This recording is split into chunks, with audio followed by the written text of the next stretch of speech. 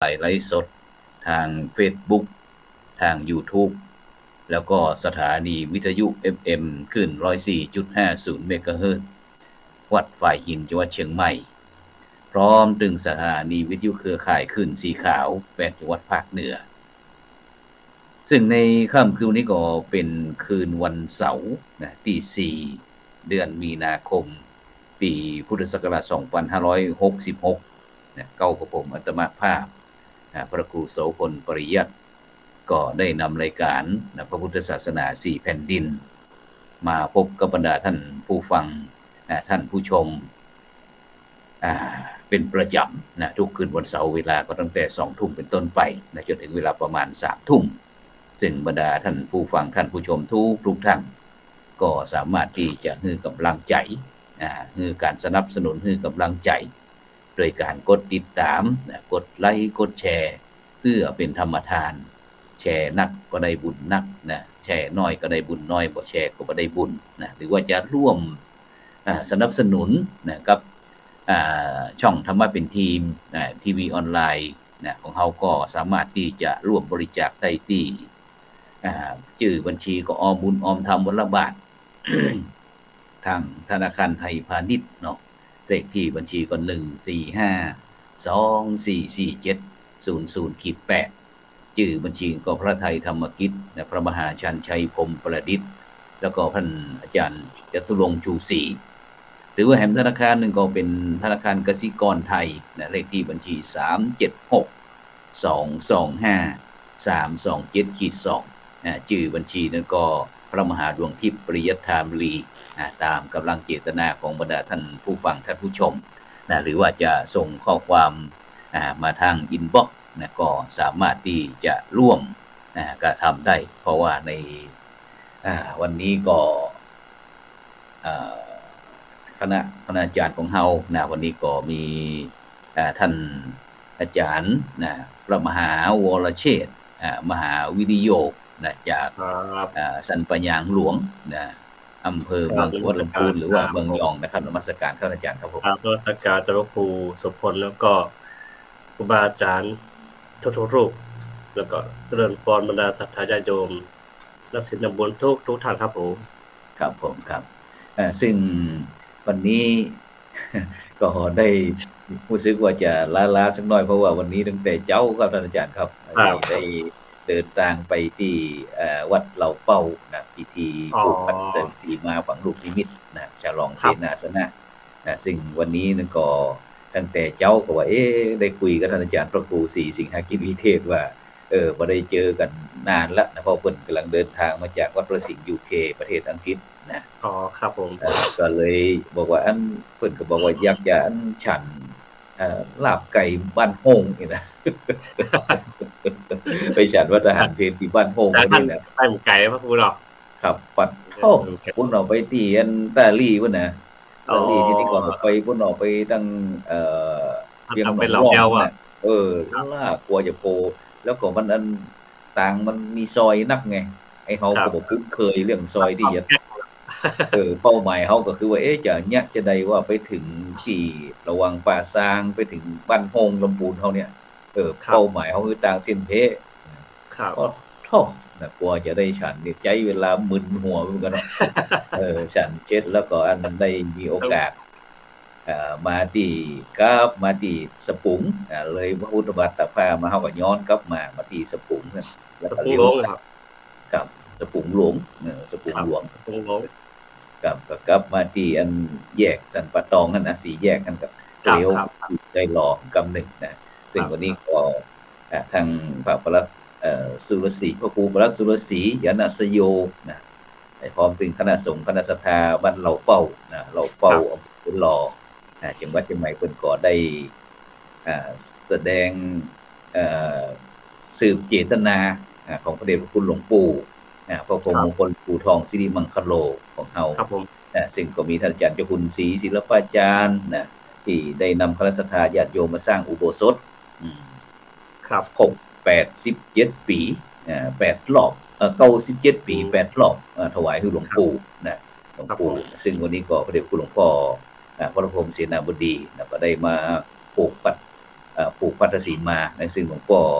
พระเดชปริยัติเพิ่นก็ได้นำคณะสงฆ์จำนวน120รูปนะครับได้ถอนนะครับสวดถอนเสร็จแล้วก็หลวงพ่อมาผูกนะครับซึ่งวันนี้ก็ต้องในนามของคณะสงฆ์คณะศรัทธาวัดเหล่าเป้าคณะสงฆ์คือได้หล่อในนามของเจ้าอาวาสนะซึ่งถือว่าเป็นน้องๆสหธรรมิกก็ต้องกราบขอบพระคุณพระมหาเถรานุเถระนะครับเจ้าคณะพระสังฆาธิการต่างๆนะครับที่เมตตากับคณะสงฆ์คณะศรัทธาวัดเหล่าเป้านะครับซึ่งวันนี้ทุกท่านอาจารย์มหาวรเชษฐ์ไปที่ไหนบ้างวันนี้มีบวชพระตั้งแต่เจ้าครับพ่อครู6 โมงครึ่งก็มีพระครูบานำคณะสงฆ์ไปเจริญพุทธมนต์ที่ป่าซางแต่เนี่ยผมก็อยู่ตังวัดแล้วก็นำผ้าไหมปฏิบัตินะครับปฏิบัติแล้วพรุ่งนี้ก็จะไปซบบ้านเซ้งบ้านเซ้งกะที่บ้านแป้นบ้านแป้นบ้านแป้นแล้วก็จะรถไปอันบ้านแป้นนี่ก็ห่างจากบ้านตำบลบ้านแป้นเนาะครับอยู่ในอำเภอเมืองอยู่ครับอยู่ที่เขาไปตัดจังครับผมแม่นแต่ก่อนนี้อันอยู่ที่พระพุทธบาทตากผ้าได้มีโอกาสได้โรงเรียนบ้านแป้นเพิ่นมาอบรมค่ายคุณธรรมที่วัดพระบาทตากผ้าสมัยก่อนนั่นน่ะซึ่งบ้านแป้นอย่างต่างๆนี่นะซึ่งเป็นครูบาครับครูบาก็ท่านผมอยากจะเป็นเพราะว่าสังขารร่างกายก็เริ่มจะชราภาพมากขึ้นท่านพอท่านก็จะเดินทางไปอินเดียตั้งแต่วันที่12ถึง24 23 24ครับก็จะพาคณะพระสงฆ์แล้วก็อันญาติโยมไปครับกว่าชีวิตครับที่จะเดินทางไปร่วมกันไปแสดงบุญนะครับครับแล้วจากนั้นผมก็คิดว่าปลายเดือนน่าจะได้เวลาหลังจากที่ครูบาปิกมาแล้วก็ว่าน่าได้เวลาละที่จะไปเยี่ยมเยือนเมืองยองเสร็จอยากจะไปด้วยนี่น่ะไปตัวก็ได้ครับพอดีผมมันว่ากำแพงอีกด้านหนึ่งยังมาแล้วก็ประมาณเก่ายังเหลืออยู่พ่องเพราะว่าตั้งแต่ปี2519 2020เนี่ยปล่อยแล้วปุ๊บมันก็ได้เข้าไปแถมแต่ว่าประมาณยังมีอยู่ก็ประมาณที่ยังก่อกำแพงเก่าก็ยังพอท่านมีน้อยก็ว่าจะไปสานต่อให้น้อยครับผมครับจังได๋หมายความว่าอยากจะไปเมืองยองนี่หมายความว่าที่อันด่านแม่สายตอนนี้เปิดแล้วอีเนาะเปิดแล้วครับแบบทางการแล้วนะครับเป็นทางการแล้วแต่ก่อนจะเมืองยองนี่จะเฮาจะเข้าอยู่ในการมีศรัทธาญาติโยมหลายท่านถามมาจะเข้าได้ที่มหาก็เฮาต้องไปดูกรรมนึงว่าวิธีการเข้าเมืองปัจจุบันนี่เหมือนเก่าก็เพราะตอนนี้นี่เมืองยองเป็นจังหวัดแล้วเนาะเป็นจังหวัดปุ๊บเนี่ยก็บ่จำเป็นต้องไปอนุญาตเจียงตุงเพราะเมื่อก่อนนี่จะเข้าเมืองยองต้องไปขออนุญาตเจียงตุงแล้วก็ไปแจ้งเมืองยอง 2-3 ขั้นตอนก็จะยุ่งยากกว่าแต่ณปัจจุบันนี้คือว่าต้องอนุญาตแต่เมืองยองทีเดียวถ้าเมืองยองเพื่ออนุญาตปุ๊บเขาก็สามารถดิ่งเข้าไปเมืองยองได้ทันทีแต่บางเมื่อก่อนนี่ต้องไปนอนเจียงตุงคืน2คืนถึงจะเข้าเมืองยองอย่างนี้มันก็ทำให้เสียเวลาแต่ณปัจจุบันคิดว่าจะง่ายขึ้นแต่ต้องดูว่ามันจะเข้าง่ายขนาดไหนอย่างใดนะครับแล้วก็จะถ้าง่ายก็คงจะไปพากันไปปลายปีนะครับอากาศเย็นๆนอนอยู่กลางต้นปลายปีนี่หมายถึงว่าปีใหม่สงกรานต์เดือนเมษายนเนาะก็ประมาณนั้นแหละครับปลายปีสงกรานต์ด้วยแล้วก็อันปลายฝนต้นหนาวเนาะเพราะคุณอากาศดีนะครับต้องเข้าตรงนั้นวันนั้นได้ยินอันหมู่ยูทูบเบอร์ตั้งเจียงตุงเพิ่นก็บอกว่าการที่จะข้ามด่านนั้นก็โดยเฉพาะพี่น้องคนไทยนี่ก็จะต้องได้ทำวัคซีน2เข็ม2เข็มต้องมีใบรับรองครับใบรับรองไปเอาที่หมอพร้อมถ้าบ่มีที่หมอพร้อมก็ไปเอาที่อนามัยหรือว่าโรงพยาบาลจะขอออกมาแล้วก็ทีนี้คือต้องเตรียมก็คือว่าเหมือนว่า3ใบนะอาจารย์เหมือนว่า3ใบนี่หมายถึงอย่างจังได๋คือต้องถ่ายเอกสารเตรียมไป3ใบเตรียมใบรับรองตัวนี้คือณปัจจุบันนี้การข้ามก็ยังตอนนั้นที่ผมไปเนี่ยผมบ่ได้ข้ามผมบ่ได้ข้ามเพราะเฮาไปดูลาดลาวบ่ได้ว่ามันอย่างได้ท้าเนาะดูลาดลาวไปยืนชะงกคอว่าเปิดหรือไม่เนาะครับแต่ก็ก็แน่ใจแล้วเปิดละแล้วผมข้ามไปกับหมู่คณะเพราะว่าแถมอย่างนึงทางวัดหงส์สัปยาก็มีศพบัดนั้นพอดีเจ้าก็มีที่ซากตนเนี่ยครับป้าก็บ่อยู่ใครก็บ่อยู่ก็เลยเหลือแต่หลวงพ่อหลวงนาหลวงอาที่บวชมาอยู่ก็เกรงใจศรัทธาก็ปิกมาบ่ศรัทธาพอครูบาเขาข้ามไปเมตตาญาติโยมที่ใต้เล็กคือญาติโยมมีท่านก็คือท่านก็โยมเพิ่นอยากนิมนต์ไว้ครูบาเมื่อท่านพระครูครับตั้งแต่ปี2020ต้นปีแต่บอกสิเหลือเกินว่า สร้างบ้านบัดแล้วก็เลยนิมนต์ครูบากับท่าปาว่าโควิดหายแล้วกูจะไปเนี่ยครูบาก็ครับเมตตาไปแล้วก็ลวดไปคดูรับอันพระเจ้าที่คือจ้างสียนต์ตั้งเจียงแสนพุ่นน่ะเพิ่นครับแกะก็ตอนนี้ก็ไปเยี่ยมดูเพื่อจะเอามาประดิษฐานไว้ที่วัดสัปยางครับเป็นหินยกครับครับครับผมครับซึ่งเขาก็เสียดายนะครับความจริงงั้นท่านอาจารย์พระมหาหลวงพี่ปริยัติธารีนะครับที่เราได้ทราบข่าวมาว่าตั้งเจียงตุงนะครับเพิ่นก็จะได้จัดขบวนถวายการต้อนรับนะครับที่จบดุษฎีบัณฑิตนะครับครัจากด็บอกเตอร์ครับแต่ครับเราบ่สามารถจะไปได้เพราะว่าอันเพิ่นยังมีข้อแม้อยู่ถ้าจะไปนี่จะต้องบินจากประเทศไทยไปไปยันที่กรุงยังกรุงจางกรุงก่อนไปต่อที่เชียงตุงกลับหนึ่งมานะครับครับผเอมอหลายขั้นตอนเดี๋ยวก็อืจะแพมงกว่าทั่วๆไปเนี่ยใช่ครัแต่บใช่ผมรู้ว่าอันอาจารย์ปุริวิทย์บรรทาทัวร์ที่เข้าไปหรือยังตะกี้หันโพสต์อืของมูเจิงตุงมนะหันใหม่ๆครับ1ชั่วโมงที่ผ่านมานี่ก่อนนะน่าจะเข้าได้แล้วนะอืมีคนสอบถามมๆๆคอมเมนต์ไปหลายคอมเมนต์ว่าเข้าได้หรือยังเข้าได้แล้วครับเนี่ยเตรีอืยมตัวได้เลยว่าน่ะมๆๆก็เอน่าจะอๆๆเข้าไปได้แล้วก็เสียคดายรับที่เฮาบ่ได้ไปมุทิตาจิตเนาะครับผมซึ่งก็มีอันพระสังฆาเจียงตุงถนหนึ่งที่จบธรรมจริยาจากของเมืองม่านมา ครับผมผมซื้อของง่ายๆนะครับมาร่วครับมฉลองวันพร้อมกับอาจารย์ดรดวงทิพย์อืซึ่งท่านมๆๆๆก็ตอนนี้ก็เป็นเสาหลักในการเผยแผ่ศาสนาเป็นเสาหลักในการเป็นแรครับ งจูงใจให้พระหนุ่มน้อยๆที่เข้ามาศึกษาเราเรียนทางเฮาซึ่งครับผมก็เป็นแรงบันดาลใจก็ทำให้โอกาสพระเนตรของเฮาจะกระตือรือร้นต่อไปก็เป็นที่ดีเป็นที่น่าอนุโมทนาบุญสาธุครับอาจารย์ครับครับผมซึ่งก็ครับต้องขอบคุณอนุโมทนากับบรรดาท่านผู้ฟังเด้อนะที่กำลังติดตามช่องธรรมะเป็นทีมทีวีออนไลน์พร้อมถึงยูทูบทางเฟซบุ๊กหรือว่าดูทางฟังทางคลื่น FM 104.50เมกะเฮิรตซ์นะจะได้ก็ชัดเจนพ้องก็ชัดเจนพ้องก็ลองส่งข้อความเข้ามานะหรือว่าจะโทรเข้ามาพ้องก็ได้นะเพื่อที่เราก็อยากจะเปิดสายให้บรรดาท่านผู้ฟังท่านผู้ชม สามารถที่มาคุยกับเราอยู่เพื่อที่เราอยากจะให้บรรดาท่านผู้ฟังได้มีส่วนร่วมพร้อมนี่นะซึ่งจะเอาเสียงก็ได้นะหรือว่าจะเป็นภาพ มาก็คได้รับนะโทรลองโทรเข้ามานะเบอร์ของพระครูโสพลก็083นะ3247984เด้อบรรดาท่านผู้ฟังทั้งหลายนะที่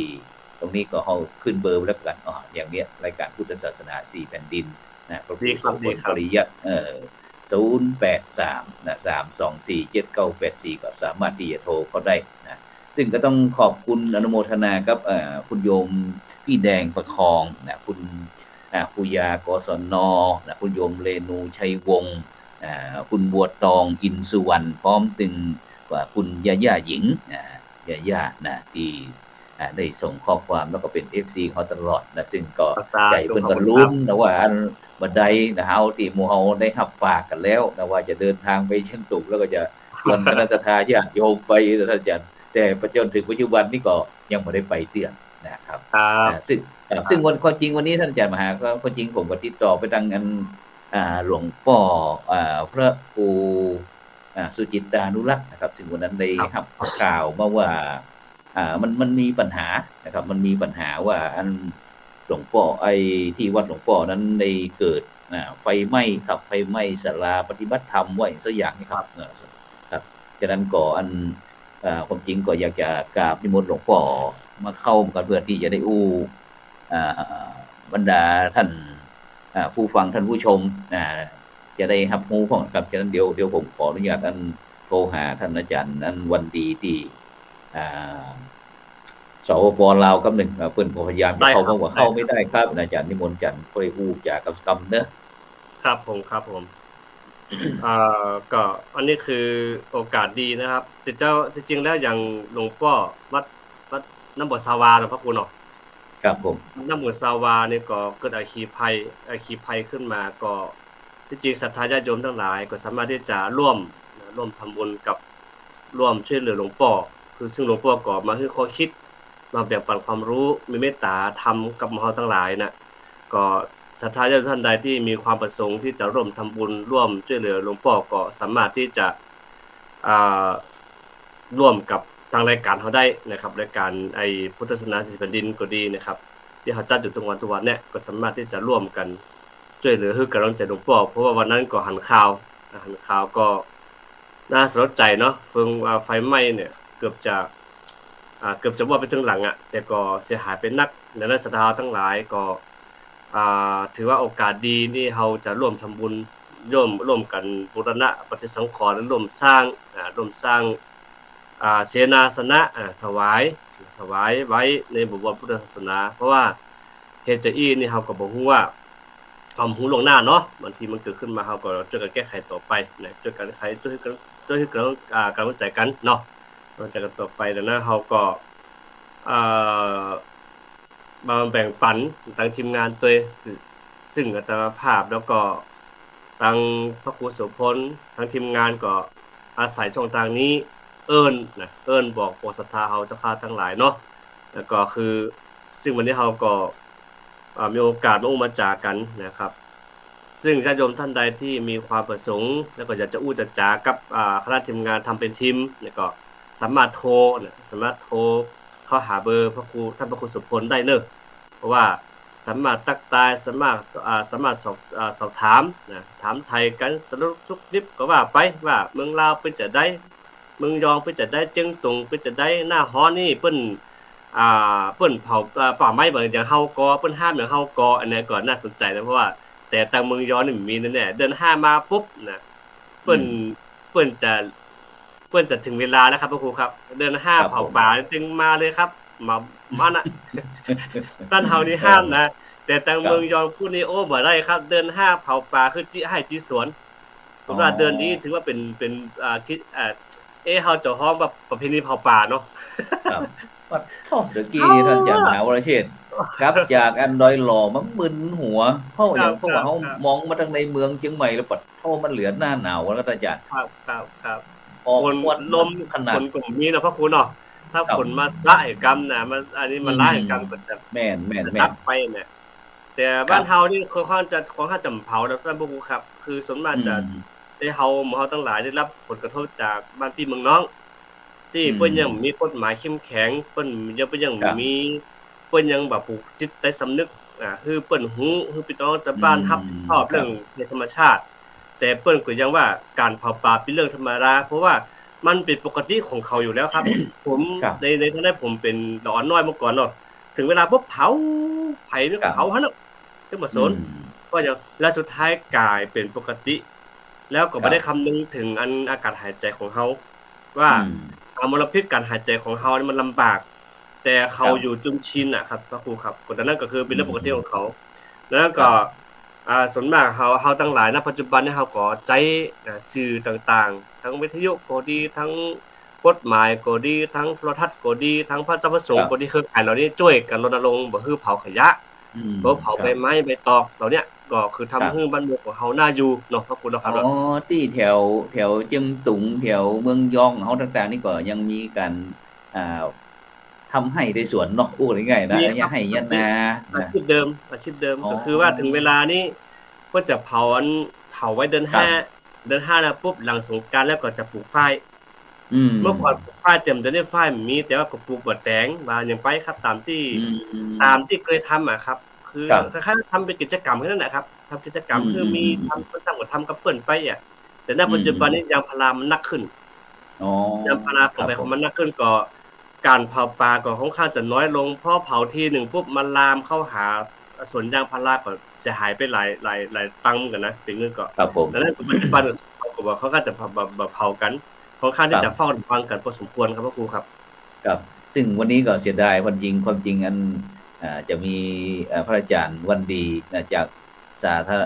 นครหลวงพระบางเป็นพยายามที่จะเข้าคืนมาอยู่เฉยๆจะมาสนทนากับเฮาแล้วก็โดยเฉพาะวันนี้ก็มีท่านพระอาจารย์อนุสรณ์อนุสโลผู้อำนวยการโรงเรียนพระปริยัติธรรมวัดผาโอนครหลวงพระบางก็เข้ามาเชียงใหม่เหมือนกันผมก็ได้นิมนต์เพิ่นบอกว่าถ้าว่างคืนนี้เชิญชวนมาจากันเพราะว่าในช่วงนี้อย่างตั้งแต่วันที่28เป็นต้น28มาแล้วนะเดี๋ยวกำลังจะเข้าได้วันนี้เดี๋ยวอาจจะได้คู่กับท่านพระอาจารย์วันดีตอนนี้เดี๋ยวกับแป๊บหนึ่งตอนนี้เปิดเข้าหน่อยกันดีใจไปซาครับไปซาอาจารย์วันนี้ฉายาอย่างก็ วันณทโรวันณทโลโอเค ครับ เอา ผม คุณอาจารย์วรเชษฐ์ยุอูหน่อยหนึ่ง ครับผมอาจารย์ครับก็เป็นเนื้อนาบุญเป็นโอกาสดีเนาะที่ได้มามาจากกันมาตักมาตายกันลาวนี่ผมมันจะมีไปซักปอกนั่นเลยปอกนี่มาถึง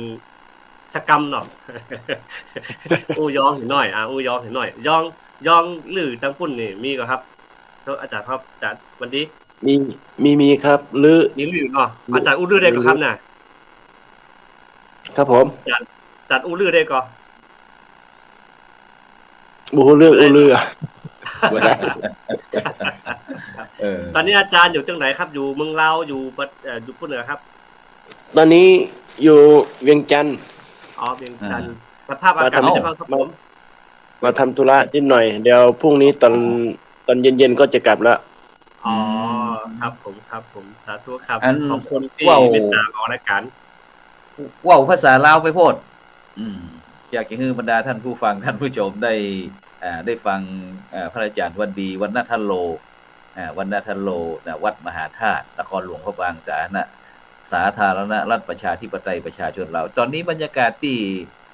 หลวงพระบางเป็นจังได๋พ้องท่านอาจารย์วันดี เอาอากาศเย็นนิดนึง โอ้ อากาศเย็นมือ หลายบ่ เมื่อวานนี้มีหมอกลงไล่วันนี้แต่มื้อนี้น้อยหนึง หมอกหนาวบ่หรือว่าหมอกควันไฟ หมอกหนาวหมอกหนาว หมอกหนาวยังสั่วน้อย หมอกตอน หมอกตอนเช้านี่หมอกตอนเช้านะคันไฟจะอาจสิแม่นตอนช้ายตอนแลง ทาง ลา ลาว ว นี่ ไปอันเวียงจันทน์ไปจังไดไปรถไฟความเร็วสูงบ่ บ่เอารถส่วนตัวมา เอารถจักรไป เออ แล้วก็ในช่วงเทศกาลวันสำคัญในทางพระพุทธศาสนาที่นครหลวงพระบางของเฮาเนี่ยได้เฮ็ดจังไดพ้อง อ๋อบุญ วัน มัน มาฆ จะ บู มี ชา มันบุญมาฆบูชามันจะมีเดือน3เนาะเดือน3เพ่ง เดือนสาม แล้วก็เดือน6เพ่งเดือน3เพ่งนี่ทางหลวงพระบางเขาก็จะได้บางวัดบางพื้นที่บางอันบ้านบางเมืองนะเพิ่นจะใช้เอาไม้ข้าวจี้ ไปตัดไม้ข้าวจี้มาสมมุติว่าตัดแหมเอามา8ค่ำแล้วก็ตัดไม้มาไว้ประมาณ 4-5 มื้อแล้วก็สิ้นเพลงแล้วก็จี้เข้าตื่น4โมงเช้าตื่น ตีสี่ตอนตีสี่ประเทศไทยตีสี่ ตีสี่ มีการทำบุญแล้วก็ตื่นมาแล้วก็ดังไฟกองใหญ่ๆรถดังไฟกองใหญ่ๆแล้วก็ถ้าเป็นทานแล้วก็พาออกต้น ดั ยาง ง ไฟ ยม หิ ก็ ง มา หนาวเนาะ แม่น ดังเพราะว่าประเทศลาวของเฮานี่ตอนนี้ท่านอาจารย์มหาวรเชษฐ์วันนั้นผมไปที่ไปเชียงขวางวันนั้นน่ะติด7 องศานะวันนั้นน่ะผมไปนั่นน่ะ อยู่ทางทิศน้ำหรือพระคุณเนาะ วันนั้นเข้าไปเชียงขวางนี่จะไปที่ด้านเหนือติดกับฮานอยอีกอ่ะนะที่หิมะตกปีก่อนนั่นก็ ฮานอยเนาะ ฮานอยแม่นล่ะติดกับฮานอยเสียงขวาง แล้วนอกจากตอนเช้าแล้วมีการใส่บาตรตอนเช้าแล้วก็มื้อกลางคืนล่ะมื้อแลงล่ะเฮ็ดจังได๋ ตอนแรกนี่ก็7โมงเต้าห่มออกต้นยันโยมเต้าห่มแล้วก็8โมงเริ่มพิธีไว้พระสวดมนต์แล้วก็เวียนเทียนอ้อมพระธาตุสิมาแล้วก็อ้อมทานไงที่ว่าพระอาจารย์ไปเบิ่งนั่นแหละ อ๋อโดยแล้วก็ตอนมีประชาชนพี่น้องพุทธศาสนิกชนไปเฮ็ดด้วยบ่ มีหลาย บ่ แม่นแหละมีหลายผู้เฒ่าผู้แก่แล้วก็เด็กน้อย 14-15 ปีก็ไป ครับ แสดงว่าเยาวชนเนาะเยาวชนยังเข้าวัดครูบาตามปกติเนาะ ยัง เจ้า ส่วน น้ำหลายปืดหลายแท้ฮะอาจารย์บ่ดีหน้าเจ้ามือเนี่ย ตามบ่ถึงหลวง เจ้าก็ขอสว่างแสงไฟสักหน่อยแหน่ อ้ย ว่าสินอนแล้วเมื่อกี้นี่ได้ยินเสียงโทรศัพท์อยู่เออว้าวก็โหลดแล้วอัน เดี๋ยว เจ้า ทางอันพระครูพี่ได้บ่แบบกันบ่เฮ็ดแบบกันบ่แบบเดียวกัน จังได๋ ฮิตของประเพณีทางศาสนา เฮ็ดคือกัน อ๋อ แต่ตอนนี้วันนี้เฮามีถึงจากเชียงใหม่แล้วก็เมืองยองที่เชียงตุงนู่นน่ะเมืองยองเชียงตุงแล้วก็มีนครหลวงพระบางตัวยทั้ง3รูป3หนุ่ม3มุม วันนี้ได้มาเว้านำกันเนาะ เจ้าก็เว้าอันภาษานครหลวงพระบางไปโพดข้อยก็เว้าทางเชียงใหม่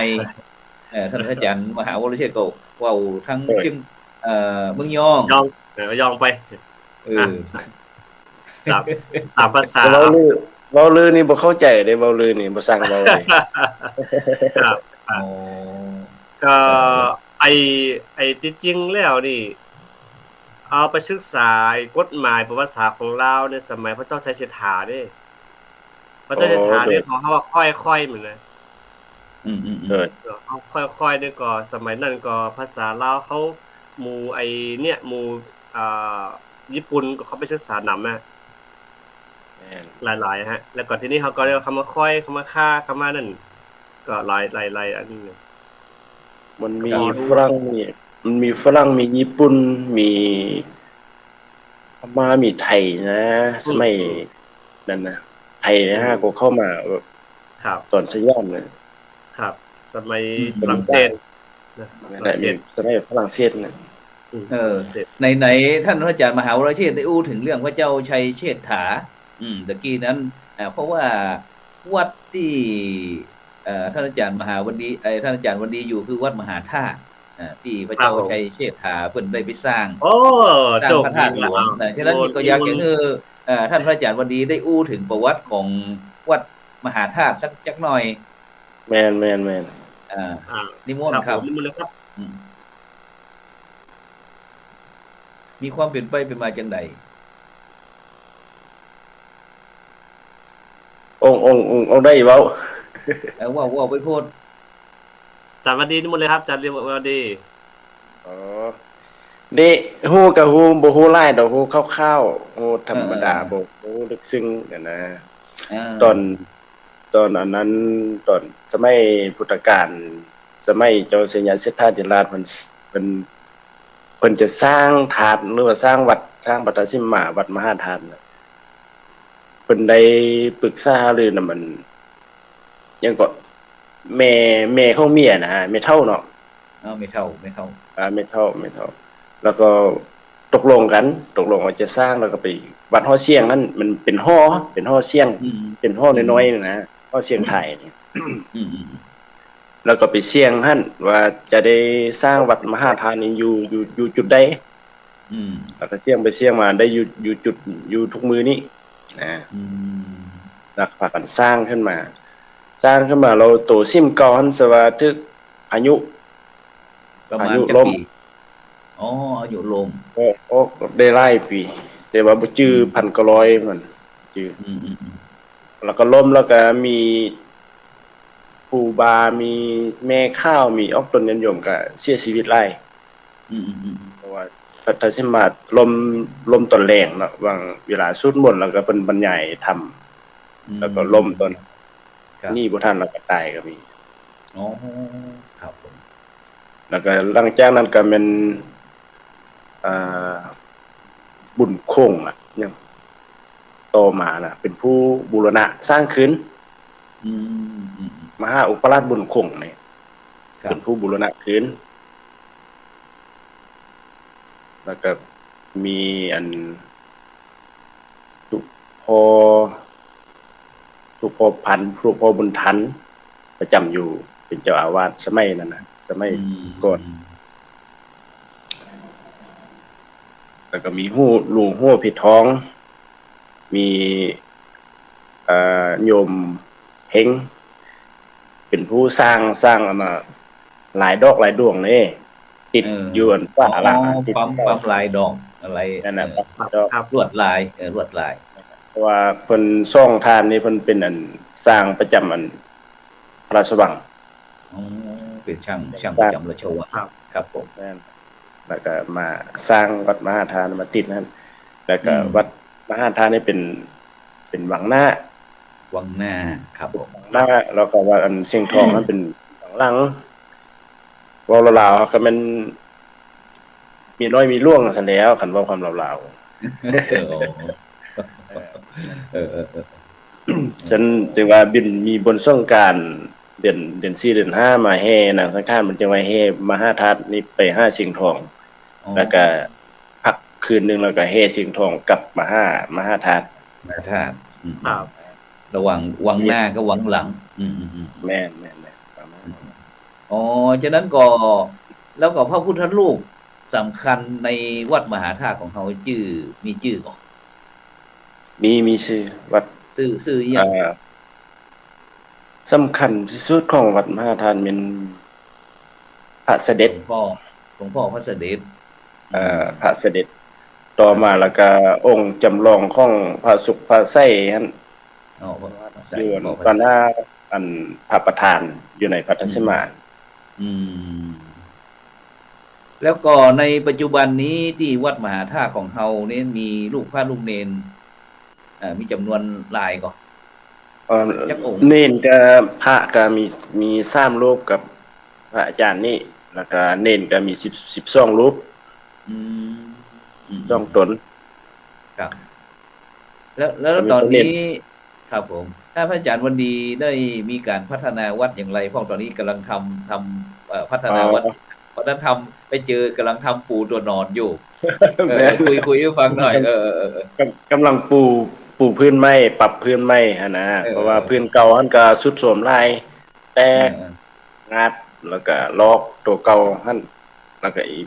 ปลุกแปลงอันใหม่กำลังปูนอนที่ว่าคืออันพระครูเพิ่นไปเบิ่งไปเห็นแน่ที่ปูต้นนั้นให้เป็นลายตากะโลเป็นลายดอกไม้เดี๋ยวนี้ก็ได้ขอส่วนขอเบอร์โทรศัพท์เจ้านะ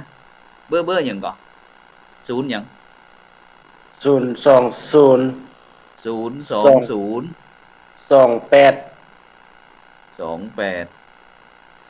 05ตัวเลข05ตัว005ตัวแล้วจะยังแล้วเลข1ต่อเลข1สุดท้ายเลข1ตัวนึงเลข1เป็น05ตัวแล้วก็เลข11ตัวอีกเนาะโดยเป็น02082800001โดยแม่นแล้วถูกลองขึ้นนะถูกบ่เบิ่งได้เพื่ออันมีบรรดาท่านผู้ฟังท่านผู้ชมที่อยากจะร่วมบริจาคปูนซีเมนต์ปูนซีเมนต์เพราะว่าอันถูกบอกโดยถูกแล้วเนาะถูกปูนซีเมนต์ปูนซีมังก็ได้ซีเมนต์ก็ได้ซีเมนต์ซีมังก็ได้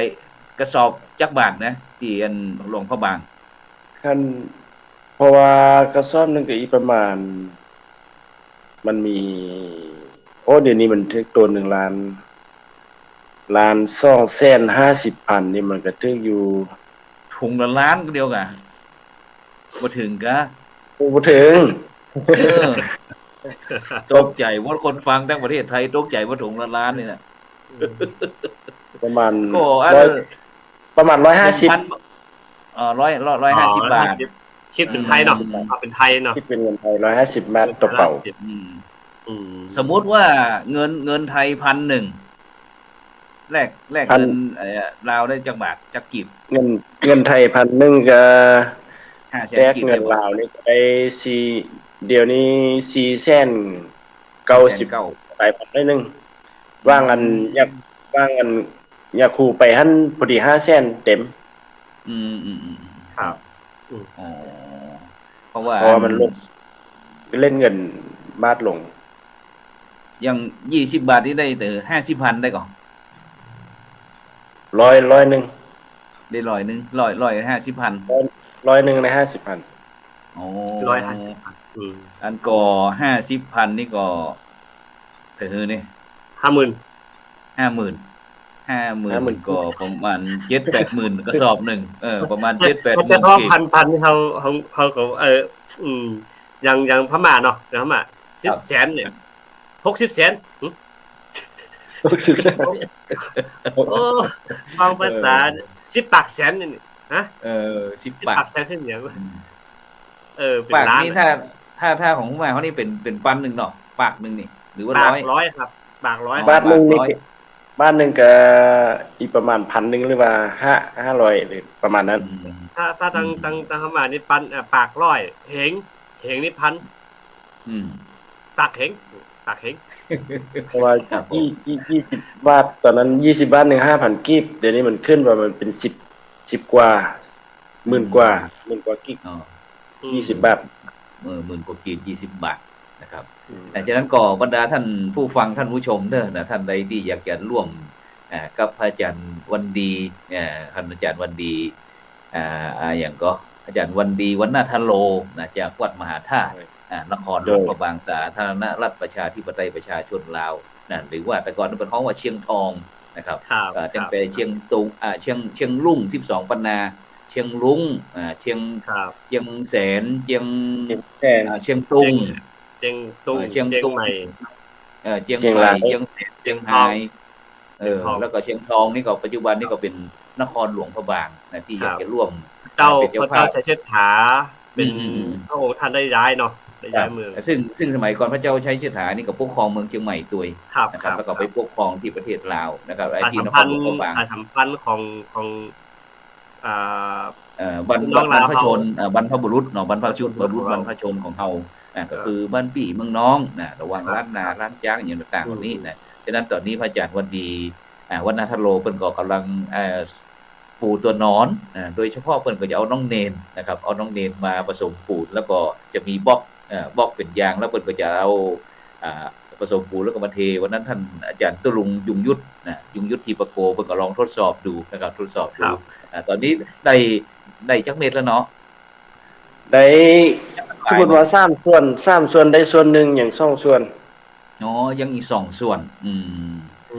วัน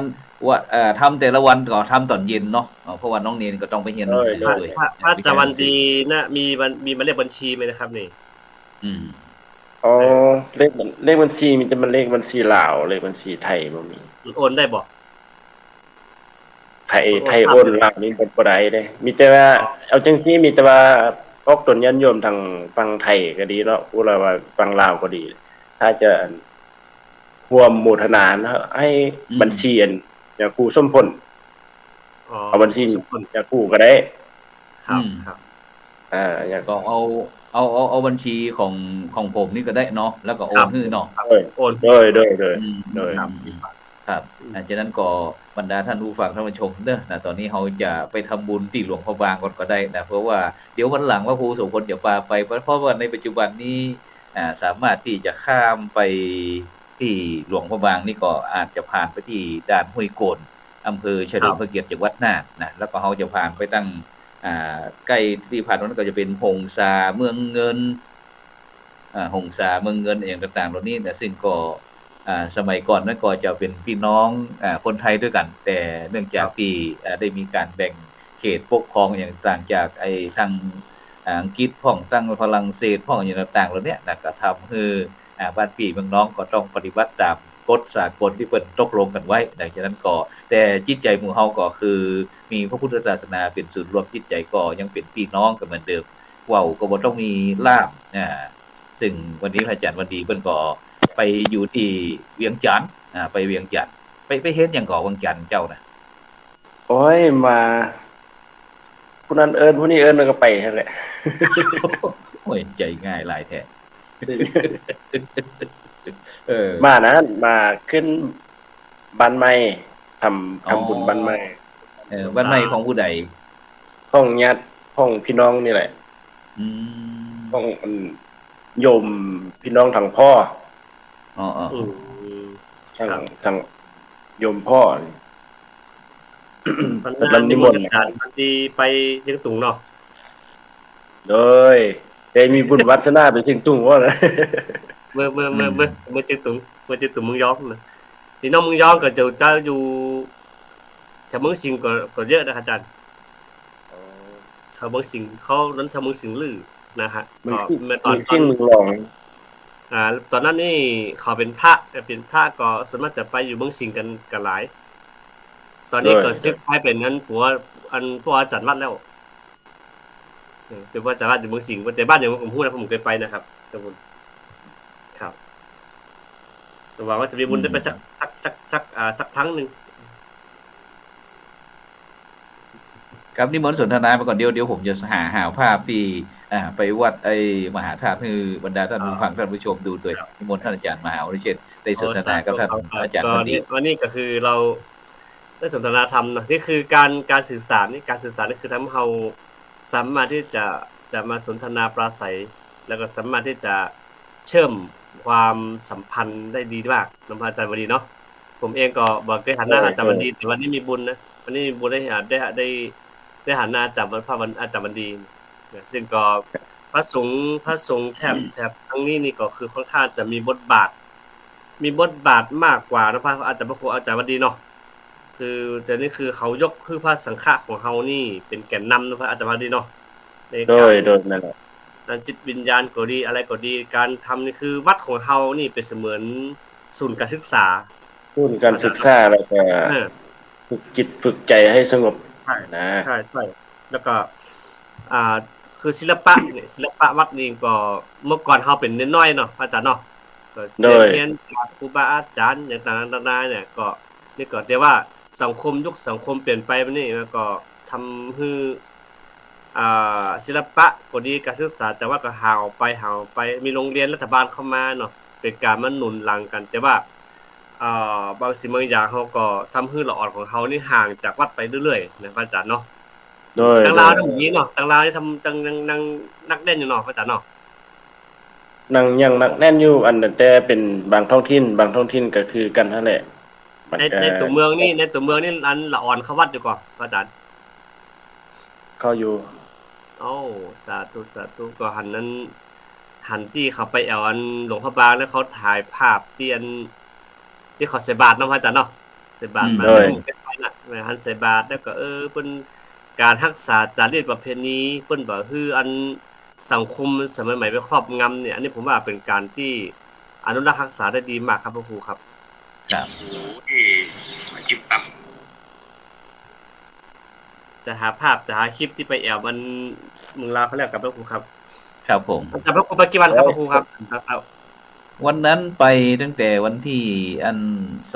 21ไปถึงวันที่25ความจริงเขาจะกลับวันที่24แต่เนื่องจากที่ในปัจจุบันนี้หลวงพระบางนี่เพิ่นเจริญเพราะว่ามีรถสินค้าจากประเทศจีนเข้ามาส่งของตลอดดังนั้นก็ระยะหนทางที่เฮาเดินทางจากภายในหลวงพระบางไปทางแขวงต่างๆเมืองต่างๆนั้นก็ค่อนข้างที่จะลำบากสักน้อยหนึ่งแต่ทางถนนนี่ก็เพราะรถไอ้ขนสินค้าเพิ่นหนักนะแล้วก็ทีนี้ก็ทำทางเฮาของเฮาบนเขาบนดอยด้วยเนาะก็เลยทำให้การเดินทางของเฮาค่อนข้างที่จะนิดสักน้อยหนึ่งนะครับเจอแล้วโอ้หัวใจเตื้อก็ปอสถาก็ต้องรอสักกัมนะครับเดี๋ยวตอนนี้กำลังค้นหาเพราะว่ามันนึกว่าท่านอาจารย์วันดีจะเข้ามาใจกำลังกลุ่มเข้าบ่ได้จักเทื่อไปเฮ็ดจังได๋เข้าบ่ได้วันนี้โอกาสฟ้าเปิดจีเข้าลิงก์ตัวที่ว่าพระครูส่งให้นี่สั่งไว้จีเข้าทางจีนนั่นเลยแล้วมันบ่ได้พอดีว่าครูเพิ่นบ่ให้เข้าทาง Google Chrome นี่หรือว่าขัดลอกลิงก์เข้ามานี่สาธุครับมันต้องหาวิธีเข้าเพื่อได้เนาะอาจารย์วันดีเนาะเพราะว่ามันเป็นโอกาสที่เราจะได้มาแลกเปลี่ยนความรู้กันนะเพราะว่าประเพณีแต่ละโอกาสก็ดีความเป็นอยู่ของพระเนรเฮาก็ดีเนี่ยมันก็จะได้มาสื่อออกเนาะแล้วก็ยังเพิ่นเอาไปเป็นน้องบ้านเฮาจะเข้าเดือน6แล้วหลังจากเดือน6แล้วปุ๊บมีการปล่อย จีบวงไฟเนาะ โดย จีบวง เดือน ไฟ 6 พุ และ ท บุ ธา ญ พญาแทน บุญบั เนาะ งไฟบุญพระเวท เดือน ครับ 6 นี้เป็น สาธุ เป็นที่ไหนท่านอาจารย์ต้องพระอาจารย์วดีเป็นไกด์โดยบรรยายโดยมีสถานที่ตรงไหน อันนี้วัดเชียงทอง อันนี้มัน เสียงทอง อันนี้วัดเชียงทอง เสียงทองมีความสำคัญจังไดว้าวไป อัน หมด นี้ วัดเชียงทองนี่ก็สำคัญทางด้านพระพุทธศาสนาเฮานี่ก็หลาย แต่ว่ามีทั้งแขกต่างดาวชาวต่างแดนแขกต่างภายในต่างประเทศนี่มาสมถือว่าเป็นจุดเด่นจุดหนึ่งซั่นเดียวของหลวงพระบางเขามันจะมีลายก็คล้ายๆคือกับวัดมหาธาตุของเฮาลายสลักลาย เจ้าอาวาสชื่อหยังวัดเสียงทอง ซื้อหุ้มพันธุ์ซื้อหุ้มพัน คำพัน ธุ์ ธ์ ค่า คำพันธ์ คำพันธุ์ นี่ไปที่เจียงขวางมานี่ก็อยู่ภายในที่วัดเชียงทองวัดเชียงทองที่เขาอยู่ในนี้ที่พิพิธภัณฑ์เนาะ แต่ พิพิธภัณฑ์เก็บสิ่งของอย่างไหนพ้อง มันจะมีสิ่งของวัตถุมงคลเก่าแก่ด้วยกับเป็นพระพุทธรูปที่เก่าแก่ที่ว่าปีใน2-3 ปีล่างนี้มันต้นโพหักทับเจดีย์ก็เลยเจดีย์ธาตุนั้นหักลงมาแล้วก็เป็นพระพุทธรูปเงินพระพุทธรูปทองคำเห็นอยู่ไหนแล้วก็เลยเอามาไว้ตัวห้องพิพิธภัณฑ์โดยเฉพาะวิหารวัดเชียงทองนี่สวยงามมากๆท่านอาจารย์วันดี โดยแม่นแหละ เพราะพระครูโสพลเพิ่นก็ไปไล่ลอกคันว่ากันว่าจะมาลอกแบบมาสร้างที่วัดบ้านเกิดที่วัดอินทปัญญารามจังหวัดแพร่กำลังจะเอามาสร้างนี่ก็เป็นบ้านพี่น้องไตลื้อที่เมืองหงสาพี่น้องหงสานี่ก็มีพระธาตุเก่าที่สมเด็จพระกนิษฐาธิราชเจ้าสมเด็จพระเทพเพิ่นได้เสด็จไปเยี่ยมที่วัดสลีบุญยืนสลีบุญยืนเมืองเงินกะเมืองเงินบอกเมืองเงินก็หงสานี่ก็คล้ายที่อันของเชียงทองเฮาคือกันคล้ายๆกันเนาะคล้ายกันเนี่ยคล้ายๆกันเลยก็มีพระอยู่รูปเดียว อาจารย์คำ เพราะว่าอันครูบาใหญ่เพิ่นไปเป็นคณะกรรมการอยู่ที่นครหลวงเวียงจันทน์พุ่นอาจารย์มนพนะอาจารย์นพอาจารย์นพเพิ่นไปแต่ก่อนเพิ่นอยู่วัดนี้นี่ก็แห่งวัดนึงก็นี่ก็มีน้องเนน10กว่ารูปซึ่งเฮาในภาคฤดูร้อนนี้อย่างประเทศไทยเฮานี่ก็มักจะมีความนิยมบวชเสียงบวชเนนสามเณรภาคฤดูร้อนเนี่ยที่ประเทศนครหลวงพระบางมีกับท่านอาจารย์วันดีมีอยู่มีแต่ว่ามีอยู่วัดวัดผู้ควายวัดผู้ควายกับวัดพระโอวัดพระโอวัดพระโอเป็นวัดเจ้าคณะปสแข้งนี่เจ้าแขวงนครหลวงพระบางโดยแม่นแหละบวชก็อีกประมาณ400-500องค์บวชเน้นแล้วก็หลังจากนั้นเราก็ย้ายไปแต่ละวัดละองค์2องค์ไปครับ ก็เลยวันนั้นก็คุยกันว่าถ้ามีโอกาสอยากจะบิณฑบาตธรรมญาตรา2แผ่นดินนี่นะคือว่าจะเดินทางที่ด่านห้วยโกนเมืองน่านจากห้วยโกนเมืองน่านจังหวัดน่านแล้วก็ไปทางเมืองเงินหงสาพ้องนี่นะอาจจะโลกไปถึงหลวงพระบางจากด่านห้วยโกนมานี่ก็150ประมาณ155กิโลคนละ155หลักประมาณนี้นะซึ่งถ้ามีโอกาสก็อยากจะนิมนต์ท่านพระอาจารย์วันดีมาด้วยป่าน้องเนนเฮามาเดินบิณฑบาตตั้งจังหวัดน่านเป็นบิณฑบาตธรรมญาตรา2แผ่นดินนี่นะเนาะดีก็โดยชอบก็ถ้ามีโอกาสก็น่าจะได้ไป อืม คันพระครูมอดได้ไปได้ร่วม เพราะความจริงวันนี้ท่านพระอาจารย์อนุสรณ์ก็มาที่เชียงใหม่เช่นเดียวกันท่านอาจารย์วันดีวันนี้ โอ้ เพิ่นได้นำคณะศรัทธาพี่น้องสปป.ลาวประมาณ 7-8 ท่านมานอนมาพักที่เชียงใหม่มาเที่ยวที่เชียงใหม่ตะกี้เพิ่นโทรหาอยู่นะซึ่งผมก็นิมนต์เพิ่นบอกว่านิมนต์มาออกรายการด้วยกันว่ามาเฮ็ดจังเฮ็ดหยังที่เมืองเชียงใหม่ก็เลยก็พยายามที่จะนิมนต์ท่านอาจารย์วันดีมาอู้ด้วยฉะนั้นก็โดยเฉพาะในแผ่นบุกี้วันในวันที่6เป็นวันมาฆบูชาเป็นวันสำคัญในทางพระพุทธศาสนาที่พระพุทธเจ้าได้วางหลักการ3หลักการ3อุดมการณ์4แล้วก็วิธีการ6นะคือกับบรรดาพุทธศาสนิกชนฉะนั้นก็อยากจะให้พระอาจารย์วันดีได้เชิญชวนบรรดาพุทธศาสนิกชนตึงฝั่งไทยตึงฝั่งลาวนะเพราะว่าของเฮานี่เป็นทั้ง YouTube ทั้ง Facebook อย่างต่างๆเนี่ยมันไปทั่วโลกฉะนั้นก็เว้าอีสานไปโพดเว้าลาวไปโพดเชิญชวนพี่น้องพุทธศาสนิกชนทั่วโลกไปร่วมกิจกรรมวันมาฆบูชาก่อนที่หมดครับผม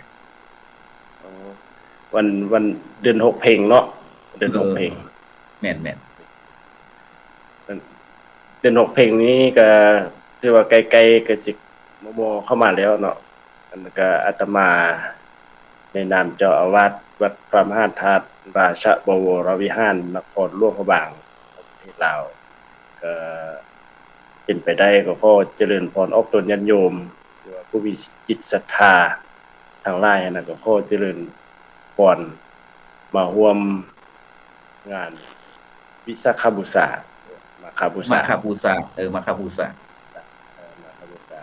ที่นครหลวงพระบางถ้าว่าเป็นไปได้ก็อยากให้มาร่วมเพื่อเผยแพร่วัฒนธรรมของประเพณีทางศาสนาของเฮาบ้านพี่เมืองน้องก็ให้ปองดองกันคือเก่าเนาะไว้ทิ่มไว้ปะไว้ละกันนั่นนะข้อเจริญพรเนาะครับผมฉะนั้นมีก็เป็นพระอาจารย์วันดีวันณัฐโลเจ้าอาวาสวัดมหาธาตุราชาวรมหาวิหารใช่ไหมแม่นบ่แม่นละราชาบวรวิหารบวรมหาวิหารที่นครหลวงพระบางซึ่งก็กำลังบูรณะซ่อมแซมก่อสร้างห้างแปลงกับอันพื้นบริเวณภายในวัดก็ปูตัวหนอนต่างๆซึ่งบรรดาท่านผู้ฟังท่านผู้ชมก็สามารถที่จะร่วมบริจาคผ่านที่ของพระครูโสพลปริยัติก็ได้ซึ่งเดี๋ยวก็จะได้คือเลขบัญชีเนาะเลขบัญชีหรือว่าจะโทรศัพท์เข้ามาก็ได้สอบถามก่อนท่านใดที่จะร่วมทำบุญเป็นกาซีเมนกาซีเมนกระสอบละจักหมื่นก่อนกระสอบละ 15,000 กิบ55,000 กิบ55,000 กิบก็ประมาณ150 บาทประมาณ150 บาท 55,000 กิบฉะนั้นก็เอาได้ 55,000 ก่อนมันจะ70,000มันก็ 55,000 กิบนี่ 70,000แม่นก่อนถ้าคิดเป็น50มันก็ 50,000 อยู่แล้ว 50,000 50,000 กับ 5,000 กิบ 55,000 กิบกระสอบละ 55,000 ปูนซีเมนต์จะใจของสร้างหรือว่าจังได๋ยี่ห้อหยังซีมังคอนคอนแดงซีมังคอน55,000 กระสอบละบรรดาท่านพันกิโลถุงก็มันจะถุงก็ถุงเป็นกระสอบเป็นถุงนั่นแหละเป็นถุง1ละถ้าเป็นไทยก็150เนาะคนไทยก็ประมาณ120อย่างประมาณนี้130นะครับฉะนั้นก็สามารถที่จะร่วมเป็นเจ้าภาพได้ท่านจะมาบ่เช่กับรองหมานเลยก็ได้นะวันนั้นพระครูโสพลได้ร่วมบริจาคไปละวันนั้นนะแต่ก็เดี๋ยวอย่าเชิญชวนที่พรนะครับนะครับผมครับฉะนั้นก็วันนี้ก็เวลาหมดเวลาพอดีครับอาจารย์โดย ฉะนั้นก็จำเป็นที่จะต้องนำรายการจากบรรดาท่านผู้ฟังไว้ก่อนนะครับกราบขอบพระคุณท่านอาจารย์พระมหาวรเชษฐ์มหาวิริโย ขอบ ตัว คุณ แทน ครั จา บ ก ด้วย เมือง ความ ย ยิ อน ง ดีครับ ท่านพระอาจารย์วันดีนะครับวรรณทโลจากตัวแทนคณะสงฆ์จากหลวงพระบางสปป.ลาวนะครับที่ได้มาร่วมสนทนาในรายการพระพุทธศาสนา4แผ่นดินเพราะว่าเราต้องการที่อยากจะให้พระสงฆ์นะครับเป็นศูนย์รวมจิตใจบอกว่าจะเป็นตั้งเจียงตุงเชียงลุ่งหรือว่า12ปันนาเชียงทองเชียงใหม่เชียงแสนอย่างต่างๆนะครับได้มาสนทนากันว่าพระพุทธศาสนาของเขานั้นมีวิวัฒนาการจะได้พ้องครับซึ่งก็วันนี้ก็เวลาหมดเวลานะครับนำรายการจากบรรดาพันผู้ฟังไปก่อนรับพันดีมีเงินใจนะครับไร้โลภะพยาธิเจ็บประจนร่ำรวยทุกคนสำหรับในคำคืนนี้ขอกล่าวคำว่าสาธุ